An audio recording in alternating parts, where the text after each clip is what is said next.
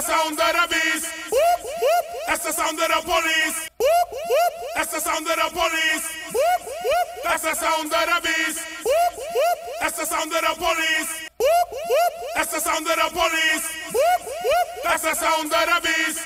I find the phenomenon of, police on campus to be really disturbing, particularly at a moment when there's so much attention being paid to diversifying the academy, diversity, equity, inclusion, creating pathways for success for students from underrepresented backgrounds. And I think often these things get framed very narrowly in terms of, getting Black and brown people in the door and into classrooms and graduating. But then when we actually think about what the conditions of possibility are for students who have been historically marginalized from the university to succeed, to do well, to feel a sense of community, these are also people students who often come from communities that have historically been targeted by police, that are subject to over surveillance by police in their home communities, and then experience the same things when they come to campus. I teach a class on policing and abolition for undergraduates. And so every time I teach the class, we have conversations about, what does safety mean? What does it mean for you to feel safe on campus? What does it mean for you to feel, safety as a student at UCSC? And I've never had a student answer that question by saying, seeing UCPD on campus makes me feel safe. But there's been research on the fact that, at the moment when more and more students of color start to enter the academy, that's when we see the expansion of police on campus. And I think it's not a coincidence. It's very deliberate. So I think that having police on campus is actually anathema to the goals of, promoting equity and justice and building community. And there was a moment during the Wildcat strike, and I was with faculty, on the picket line every day. And there was one day when students were students and allies were blockading the entrance to campus peacefully, right? Just sitting in the intersection peacefully as a way of kind of maintaining the picket line. And they were brutally assaulted by police, right? And so they were thrown to the ground, thrown into paddy wagons. One of, a student from my department suffered a really horrific head wound. I had students who were dealing with post-traumatic stress disorder and long-term health consequences just because they were sitting peacefully in an intersection. On top of that, the students who were arrested for peacefully protesting that day were then put through the academic conduct process at UCSC. So not only were they physically and psychologically harmed by their experience at the hands of police, but then they had to go through a whole sort of academic discipline process. And they were changed by that experience. Like I said, they suffered long-term health consequences, and then they were also doubly punished by the institution. That really just cemented, right, my distaste for the presence of police on campus. What we all witnessed was that the police were brutally crushing dissent.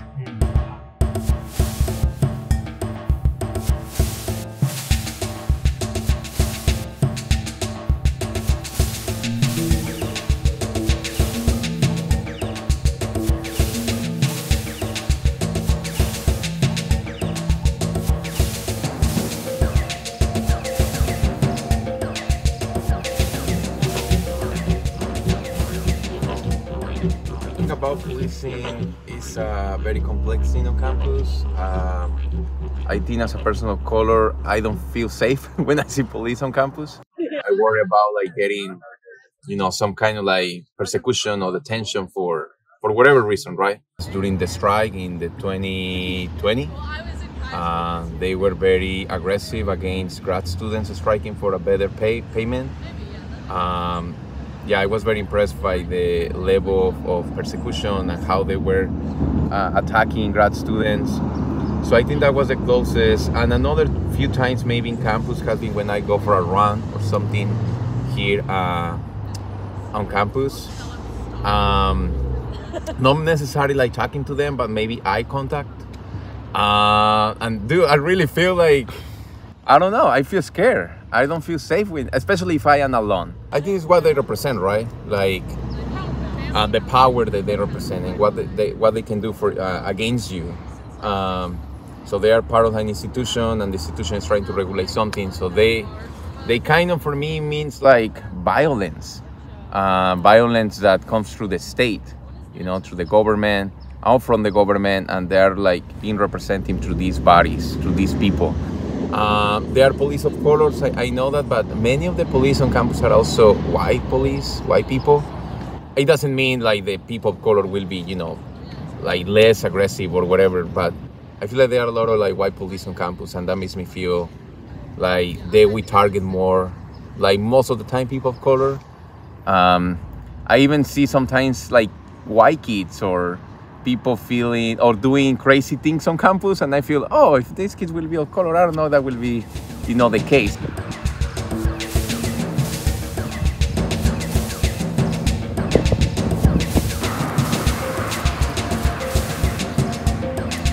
And the policing, the over-policing that I'm familiar with is when I look outside that window, when I step out to my little porch. That's like gross over-policing, right? Everyone sees the police in a different way based off their experiences, and everyone has a different level of understanding and has to space different treatment from them, right? So up on campus, like for example, I remember in the very first SUA meeting, very hot, contentious meeting, right? One of the students, if I could put you in contact too, his thing was, you know, he stood up, public comments, he said, not all of us here are documented. Some of us are immigrants, and there we have the pigs outside. And that just shows us that this is not about the SUA, this is about race.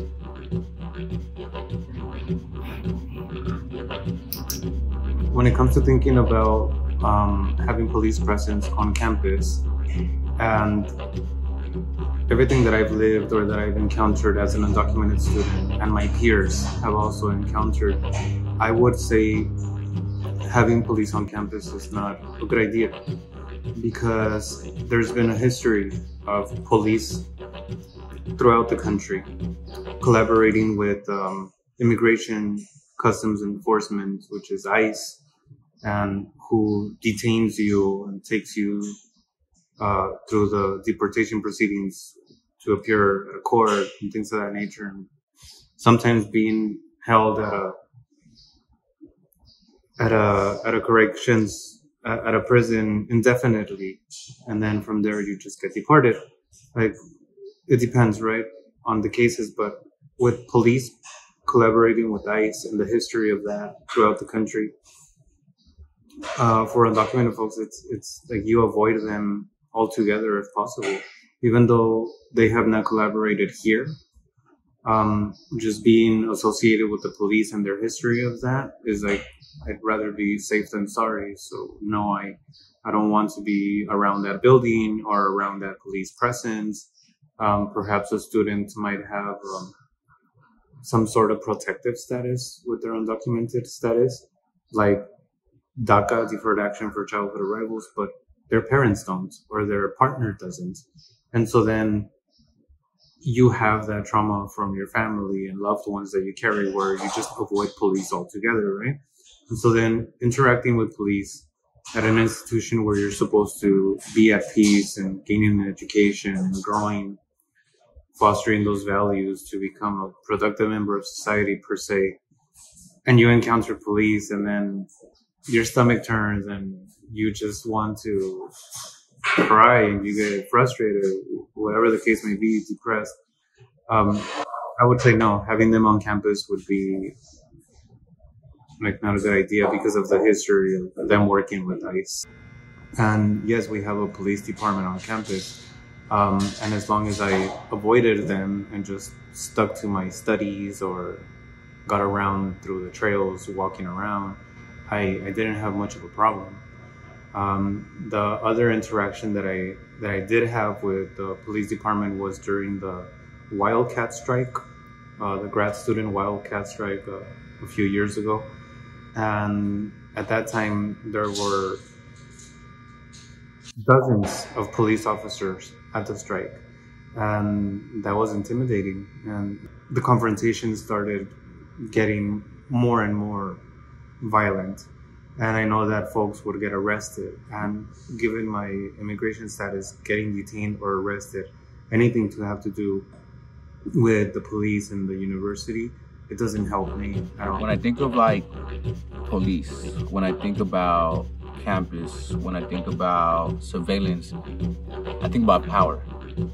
And I think about who has the power and who lacks the power and who enforces the laws that exerts this power. And at UCSC, we had, I think, an event back in 2019 or 2020 where the grad students were basically striking and demanding a better wages, just like recently we had a cola strike. And at that time, the main cop, I want to say, wasn't just the police you see in uniforms. It was the person in power who gave the orders to brutalize these students who were simply demanding food, better living conditions, and just overall better quality of education. When I think of all that situation, I think about a chancellor who's enabling these cops, who's ordering these cops, who is funding these cops, who prioritizes these cops because it protects her wealth.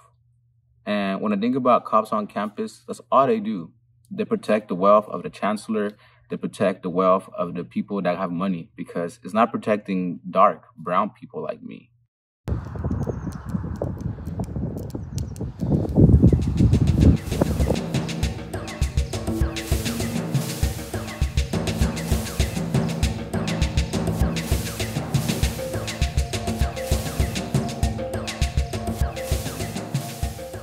Thoughts on policing are mostly on how it permeates into parts of our lives. So I think that the way that I think about policing personally are the ways that it's impacted my family relationships first. My father,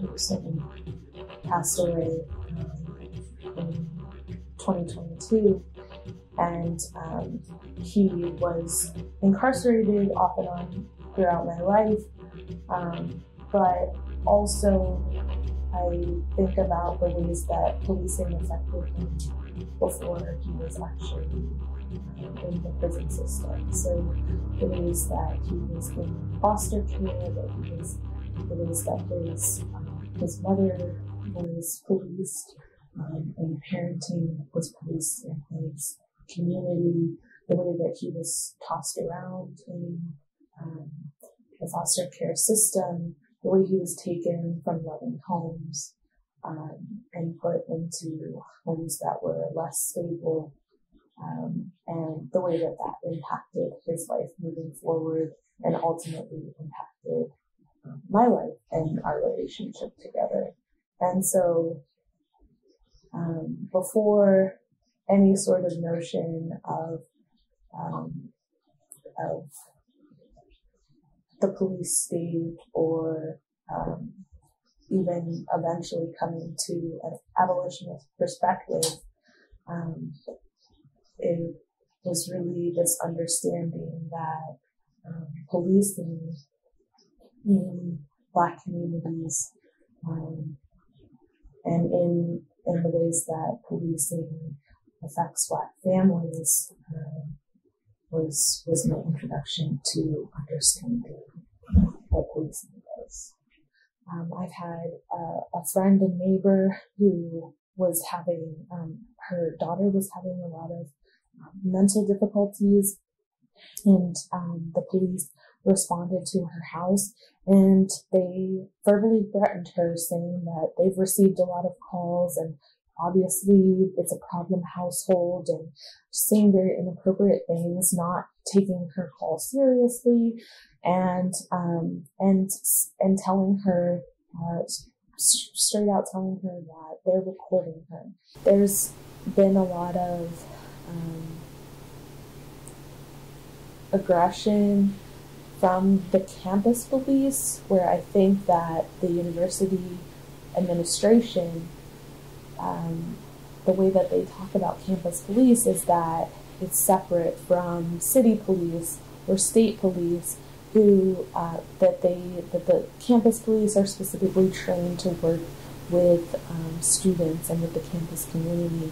And what I've heard and witnessed myself is that that's not true. So I think that we just have to sort of reimagine what safety looks like and reimagine what emergency response looks like. A lot of us have taken inspiration from the Cahoots program, which was pioneered in 2 communities in Oakland, which is a mobile crisis response service that is people who are trained as basically social workers who are first responders, right, in cases of mental health crisis, someone who maybe seems to be having like a diabetic episode, someone who is, living on the streets and, might be at risk of hypothermia.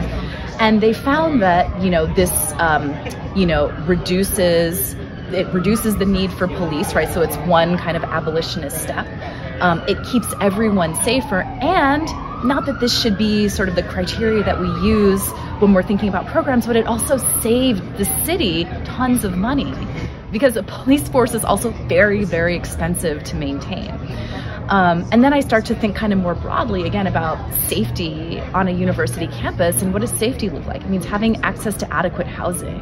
It means having access to food. It means having access to counseling and psychological services. It means having health care. It means having community spaces. It means having professors who share things in common with you and understand your experiences. My experience of talking to my students, those are the ways that they define safety. So how do we shift our resources and our institutional capacity around to support safety in those ways? Those are the questions that I think we should be asking. Policing, to me, in my lifetime, I've never seen as an ally, because it's never served me as an ally. It's always been an object of intimidation or of something that's not going to provide a level playing field. All of my interactions with police have been arbitrary. I've been stopped sometimes for speeding, but I've been stopped most often for doing nothing. Just one example, I was driving down with my daughter in Monterey County. We went down because there's some beautiful places down there. And we're off on a road where there's not very many other people. And a police passed me, and I told her, watch, he's going to come back and stop me. And sure enough, he did. And he asked my driver's license and all this other kind of stuff. And I asked him, well, why did you stop me? And he said, well, I just didn't know if you were someone that we had been looking for. And I said, what was the description of the person you were looking for? Were they driving a Jeep? Were they my height? And he couldn't say that. He said, well, we just have to be sure around here. And because a lot of things have been happening, and every time I've been stopped, it's been something like that. And when I see someone else stopped, sometimes I make sure I stop and make sure there's another presence there. And then if I do that, the police in New York, I did that. And the police came after me after they let the person go, which was the main thing I was going to do. And this, in what case I'm thinking about, was a female, and they let her go. But then they came right after me, and the same story. Well, we were looking for someone that fit your description. I said, what's my description? What's my height? What's my weight? What's my, and, so that's why I've never had a real positive exchange with police. I know that they happen, but none's ever come to my aid at a time where I could have another impression. It's always something that's arbitrary like that and not feeling like it's for my protection. And if that's going to be the case, if they're not going to be there to protect everyone, then they shouldn't be there. It has to be something that's not a threat to those that they're claiming to be protecting. And I haven't heard that that's the case. And so at this point, not based on something that's happened to me, but based on what I've observed, I would say that no, they're not a good presence on campus. And to earn that presence, they should have to prove that they're for the benefit of everybody on campus.